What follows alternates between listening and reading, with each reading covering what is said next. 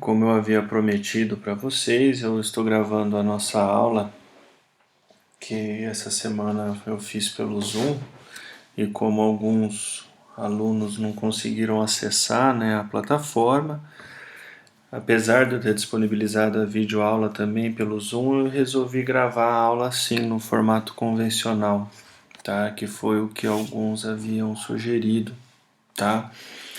Então a nossa aula de hoje é uma aula que eu considero talvez uma das mais importantes dentro da odontologia, dentro da cirurgia, que é justamente a aula onde a gente vê algumas características, uma avaliação pré-operatória. Então a gente faz a avaliação sistêmica do paciente, né?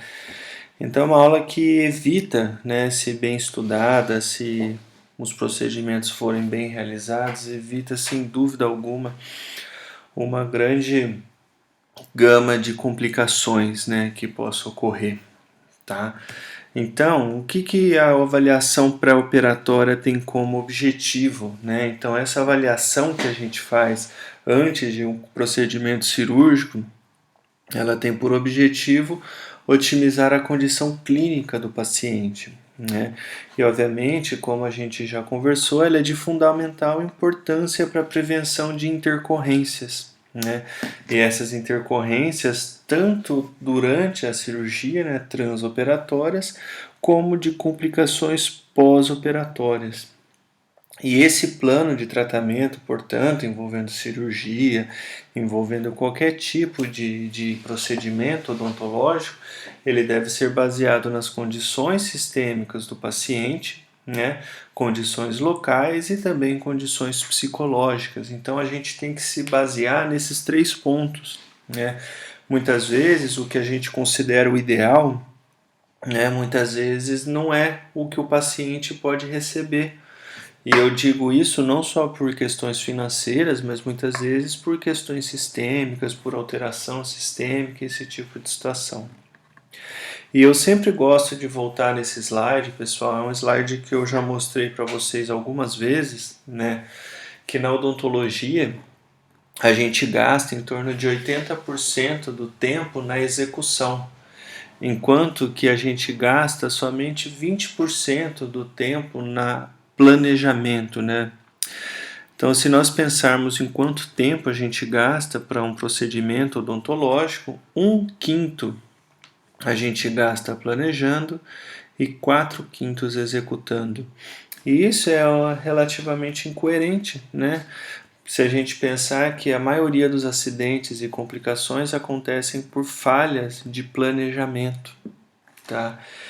E pensando nessas complicações, né, esse trabalho ele é um trabalho bem interessante de Matsura, de 1990, que mostra o momento da complicação, né? Então, dentro do consultório, dentro de um atendimento, frente às diferentes complicações, a grande maioria acontece, olha lá, durante ou após a aplicação da anestesia ou durante o tratamento.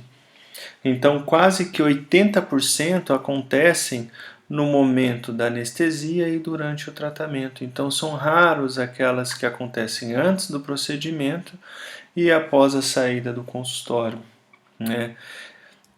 Então, essa avaliação pré-operatória, novamente, ela é realizada visando o quê? Estabelecer se a capacidade física e emotiva do paciente vai lhe permitir tolerar o tratamento odontológico proposto, tá?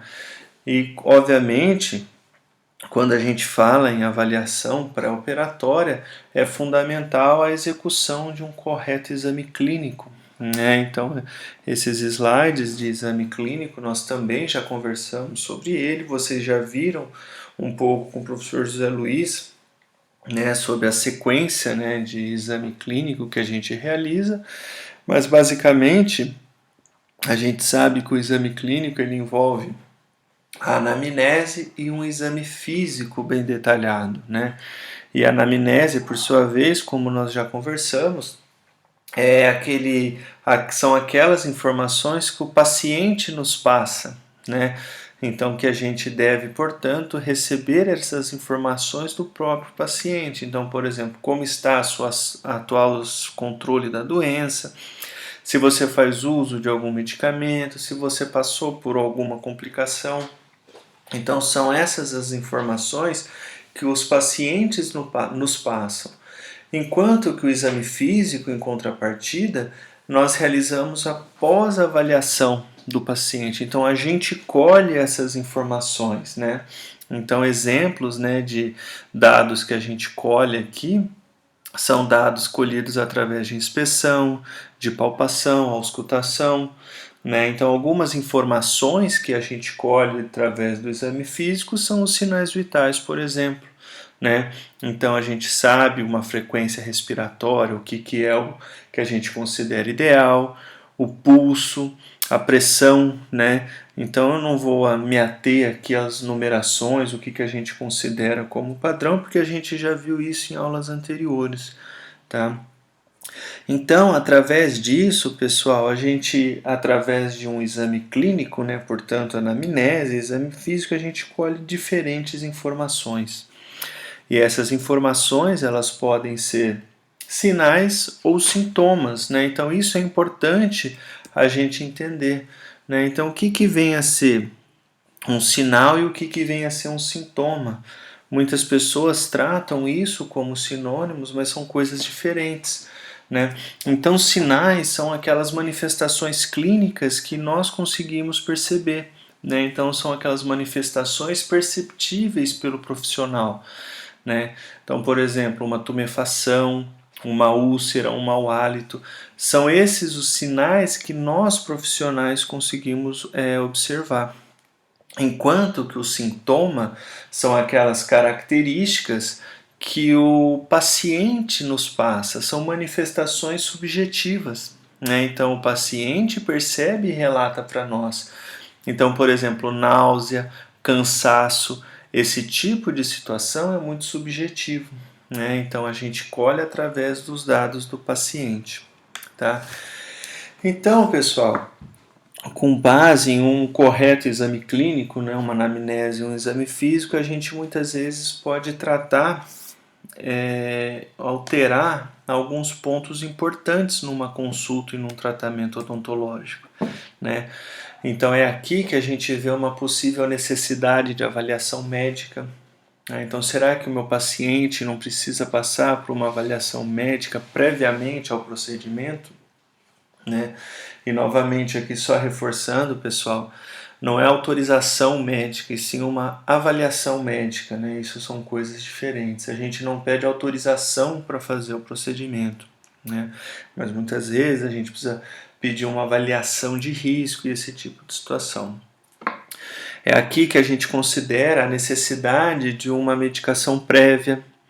É aqui que a gente seleciona, talvez, qual é o sal anestésico que eu vou utilizar, ou ainda qual é o vasoconstritor mais indicado para aquele paciente, né? Então, muitas vezes aqui eu faço uma modificação do meu planejamento inicial. Então, muitas vezes o que eu planejei inicialmente, após esses dados todos, eu posso alterar, né? Posso ainda considerar a substituição de alguma droga. E é aqui ainda que a gente pode, através dessas informações, classificar o paciente com relação ao risco, né? Então a gente já conversou que, segundo a Associação Americana de Anestesiologistas, os pacientes eles podem ser classificados com relação ao risco cirúrgico em paciente ASA1, ASA2, ASA3, ASA4, ASA5 e ASA6. Então o paciente ASA1 é aquele paciente ideal para nós, aquele paciente saudável e sem ansiedade. O paciente ASA2, entretanto, é um paciente com doença sistêmica moderada, então, de certa forma, sob controle, né? O paciente ASA3 já apresenta um risco um tanto quanto mais elevado, então é um paciente com doença sistêmica severa. Enquanto que o paciente ASA4 é o paciente que se caracteriza por apresentar doença sistêmica com constante risco de morte, né? Então, o paciente ASA4 já não vai ser muito a nossa realidade. Pode acontecer, mas já vai ser casos mais raros, né? E o paciente asa 5 e asa 6, mais ainda, né? A asa 5 é aquele paciente que tem menos de 24 horas de vida, tem menos de 24 horas de expectativa de vida, enquanto que o paciente asa 6 já é o paciente diagnosticado com morte cerebral, tá? Então, pessoal, com todos esses dados, a gente consegue classificar o risco do paciente, né? E uma informação importante que a gente tem que ter, pessoal, analisar ainda, além das características físicas do paciente, além das características fisiológicas, analisar aqueles pacientes que podem apresentar problemas psicológicos, alterações psicológicas que dificultem o atendimento, né? Então, além de problemas físicos, a gente deve considerar durante a consulta a ansiedade. Isso porque a gente sabe que para alguns pacientes, né, a experiência, a consulta pode ser um tanto quanto assustadora. A gente não sabe, né, os diferentes históricos desses pacientes, a gente muitas vezes eles tiveram passados traumáticos na cadeira odontológica e isso pode nos trazer situações de ansiedade que podem vir a ser bem preocupantes. Então, antes de nós falarmos em ansiedade, é importante a gente saber diferenciar o que é medo e o que é ansiedade. Então, quando a gente pensa em medo, é aquela percepção de uma ameaça imediata, né? E que normalmente ela cessa rapidamente ao se afastar do estímulo. Então, por exemplo, se você tem medo de cachorro, normalmente esse medo se potencializa, né, quando você está próximo, né, essa ameaça está relativamente próxima, e a partir do momento que o cachorro vai embora ou que você se afasta dele, isso cessa. O que é diferente de ansiedade. A ansiedade, ela consiste, né, se baseia numa percepção de uma ameaça futura e ela não dissipa rapidamente, né? Então, diferente do medo, a ansiedade pode repercutir resultados mais duradouros, tá? E a literatura baseado nisso demonstra que de 22 a quase 80% dos nossos pacientes apresentam algum grau de ansiedade quando submetidos ao tratamento odontológico. E dessa porcentagem, em torno de 15% são altamente ansiosos, né? Mas por que isso é importante? O que isso traz de repercussão para nós, né, na prática clínica? Então, na prática clínica, os pacientes com alto índice de ansiedade podem vir a apresentar o que a gente chama de síncope vasopressiva, né? Famoso desmaio na cadeira odontológica. Pode apresentar síndrome de hiperventilação, então aquele paciente que fica ofegante, com dificuldade de respiração. E pode influenciar muitas vezes a resposta à anestesia. Então a anestesia pode se mostrar menos efetiva nesses tipos de paciente. E olha que interessante, Malamed em 93 relata que em torno de 75% das emergências médicas em consultório são relacionados ao estresse e à ansiedade. Além disso, esses outros autores, em 57, mostrou que o aumento da frequência cardíaca antes da cirurgia bucal quando comparado ao dia posterior. Isso quer dizer o quê? Que normalmente a frequência cardíaca do paciente no dia anterior à cirurgia é muito maior do que a frequência cardíaca no dia seguinte, o que mostra justamente essa ansiedade, né? Sinais de ansiedade. E aí Siegel, em 1985, mostrou justamente isso, né? Mostrou que a pressão sistólica ela aumenta, seguida de diminuição em pacientes normotensos. Então é aquilo que a gente conversou, ao aferir a pressão do nosso paciente, pensando num procedimento cirúrgico, um aumento da pressão diastólica é muito mais preocupante do que um aumento da pressão sistólica. Isso quer dizer o quê? Porque a pressão sistólica muitas vezes é reflexo de ansiedade. Tá? Então, se você vai aferir a pressão do seu paciente e deu lá, por exemplo, 17/9, normalmente esse paciente, se você é um paciente normotenso, né, se você aferir depois de uns 10, 15 minutos, esse paciente ficar mais calmo, a tendência é que chegue o mais próximo possível de 12/8. Que é diferente, por exemplo, de um paciente com pressão 15/12, né? Então, a pressão diastólica mais alta. Então, esse tipo de informação é interessante, tá? Então, a identificação do nosso paciente ser ansioso é, portanto, de suma importância, né? Uma vez que a ansiedade pode desencadear respostas orgânicas com importantes implicações clínicas, tá?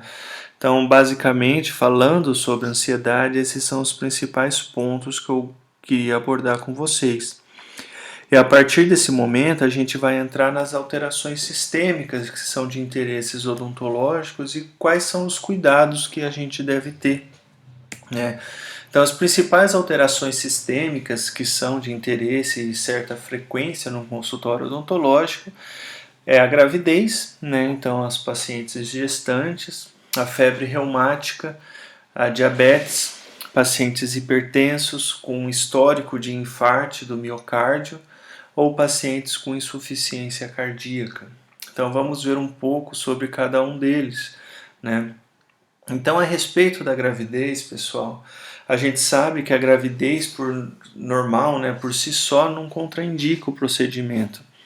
Entretanto, esse procedimento ele deve ser bem orientado e conduzido, justamente para quê?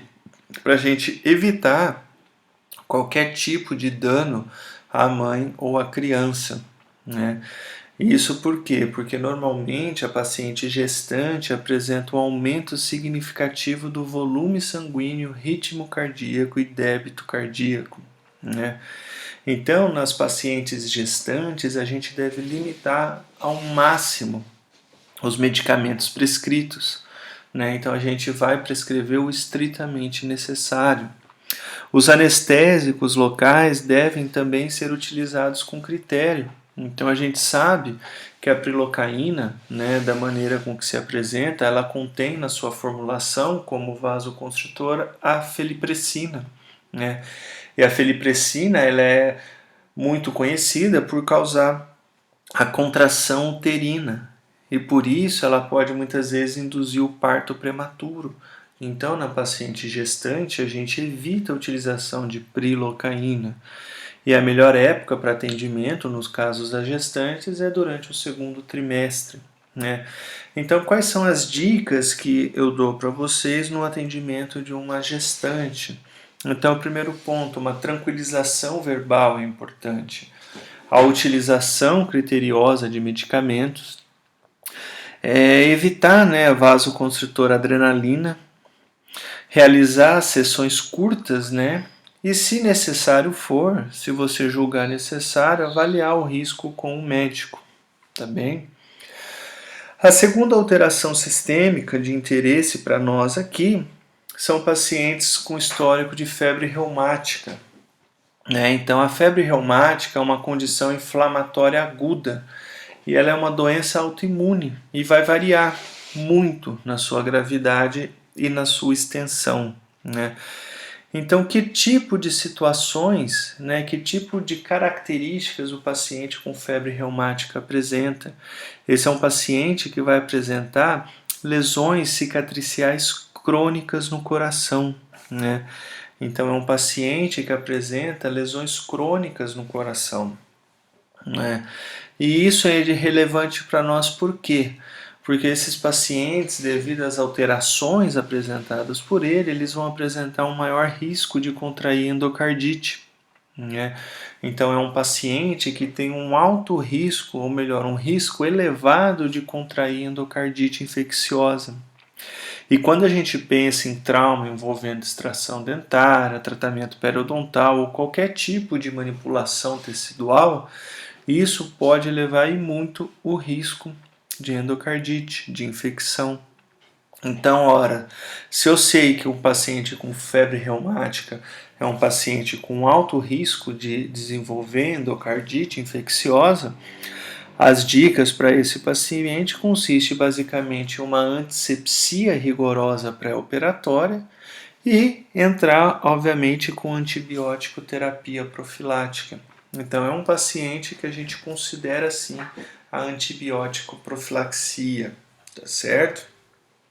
Normalmente, como protocolo, nós utilizamos na prática clínica amoxicilina, tá? Então, 2 gramas de amoxicilina, normalmente, tá certo? E aí nós entramos na nossa terceira alteração sistêmica, que é a diabetes, né? A diabetes talvez a mais conhecida doença de todos vocês aí. Então, a diabetes é uma doença complexa que apresenta componentes metabólicos e vasculares, né? E como nós sabemos, ela é resultante da insuficiência da insulina. Essa insuficiência pode ser absoluta ou relativa. E o paciente se apresenta, portanto, hiperglicêmico, né? Então, um tratamento odontológico sem orientação, né, pode sim resultar em grave risco à sua saúde, né? E a maioria dessas complicações, né, são decorrentes dessa hiperglicemia, né? Então, o principal efeito que causa apresentam baixa resistência à infecção, né? Então, são pacientes mais susceptíveis à infecção, além de apresentar um retardo cicatricial. Obviamente, nós aqui estamos falando daqueles pacientes diabéticos descompensados, tá? Então, quais são os principais cuidados que a gente tem que ter para esses tipos de paciente? O estado de saúde deve ser conhecido, né? Então é fundamental que você conheça, né, o grau dessa alteração. Realizar uma antisepsia rigorosa. E novamente, sempre preferir realizar com a diabetes compensada.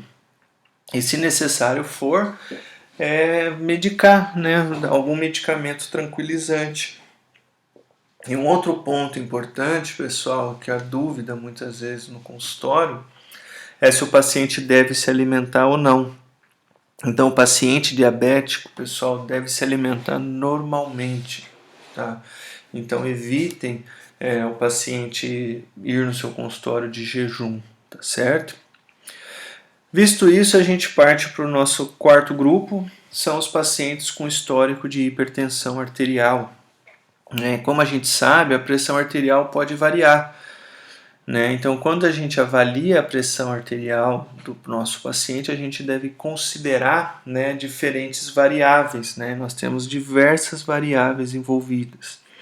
E a gente sabe que a hipertensão acomete cerca de 20% da população. Então vejam só a importância, né? A cada 100 pacientes que você vai atender, em torno de 20, matematicamente falando, devem ser hipertensos, né? Então aqui, pessoal, como a gente já conversou no começo da aula, a pressão arterial pode sofrer alteração por estresse e ansiedade, né? Então aferir a pressão é muito importante antes do procedimento, durante o procedimento e após o procedimento, tá? Então essa é uma das dicas, né? Então a pressão arterial nesses pacientes deve ser aferida ao menos 3 vezes. E deve-se realizar, obviamente, procedimentos com a pressão controlada, né? E aqueles pacientes que são apreensivos, que são ansiosos, eles devem ser medicados justamente para quê? Para evitar, né, qualquer tipo de alteração brusca no seu estado emocional que possa repercutir de alguma maneira em uma resposta fisiológica importante, né? E para esses pacientes a gente deve utilizar anestésico do tipo amida, tá? Então evitar anestésicos do tipo éster. Então para nós, felizmente, a maioria é do grupo amida, né? Então a lido, a MEP, todos esses anestésicos são bem indicados para esses pacientes. Então, vista a hipertensão, a gente parte para aqueles pacientes com histórico de infarto, pacientes com histórico de infarto do miocárdio, né? Então, o infarto do miocárdio, como vocês devem saber, é uma necrose do músculo cardíaco, né? Então, é uma necrose, dependendo do grau, né, maior ou menor, mas é uma necrose tecidual do músculo cardíaco, né? E entre os brasileiros é muito mais frequente do que acontece ao redor do mundo, né? Então é uma frequência muito maior de histórico de infarto no Brasil do que ao redor do mundo. E qual é a importância que a gente tem? nesses pacientes no atendimento odontológico, que pacientes com histórico de infarto do miocárdio pode apresentar um risco de um novo ataque, né? Pode infartar de novo, ter um novo ataque. E o principal fator desencadeante é o estresse, né? Então isso é um cuidado que a gente tem que ter. Pacientes com histórico de infarto, pessoal, tem que ser bem controlado, controlador, o paciente tem que estar calmo. Além disso, frequentemente pacientes com histórico de infarto do miocárdio fazem uso de medicação anticoagulante, né? E a gente já viu em diferentes momentos que a medicação anticoagulante pode induzir e levar a um quadro de hemorragia importante. Então, quais são os principais cuidados que a gente tem que ter nesses pacientes? Então, uma avaliação médica muitas vezes pode ser necessária. Preferencialmente, a gente evita atender esses pacientes antes de 6 meses dele ter infartado, né? Então, preferencialmente, a gente já faz o atendimento só depois de 6 meses do último evento, porque é justamente nesse período que aumenta a chance dele infartar novamente. Além disso, é fundamental que a gente verifique se o paciente toma medicamentos anticoagulantes, tá? E muitas vezes a gente considera aqui, né, a utilização de medicamentos tranquilizantes, né, justamente para evitar esses picos de estresse. Visto isso, pessoal, a gente parte para a nossa última alteração, que são pacientes que apresentam insuficiência cardíaca.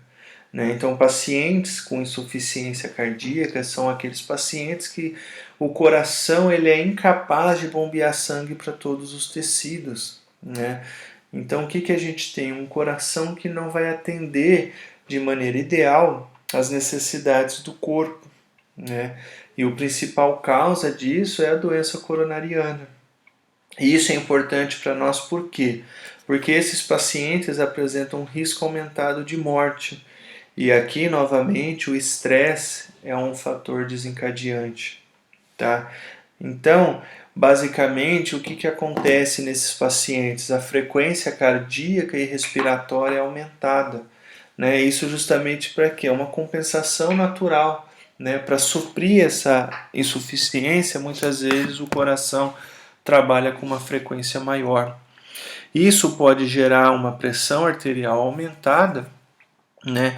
E isso é muito importante para nós. Além disso, uma característica clínica que pode sugerir, né, o início dessa insuficiência é o aumento recente de peso. Né? Então, aquelas pessoas que têm um aumento recente de peso sem causa aparente pode sugerir aí um início de insuficiência cardíaca. Então, para esses pacientes, muitas vezes a gente solicita, né, uma avaliação médica. O paciente, obviamente, deve estar compensado, né? Então, diferente do que muitos pensam, a gente pode sim utilizar tubetes com vasos, obviamente que de maneira controlada, né? E novamente utilizar sessões curtas. E uma informação importante é que esses pacientes, muitas vezes, se vocês colocam ele numa posição supina, com a cabeça muito baixa, ele pode apresentar congestão pulmonar, né? Então, muitas vezes a gente atende esse paciente numa posição mais vertical. Tudo bem, pessoal? Então, basicamente, eram essas as informações. Espero que tenha ajudado e qualquer dúvida eu estou à disposição. Tá certo? Um abraço.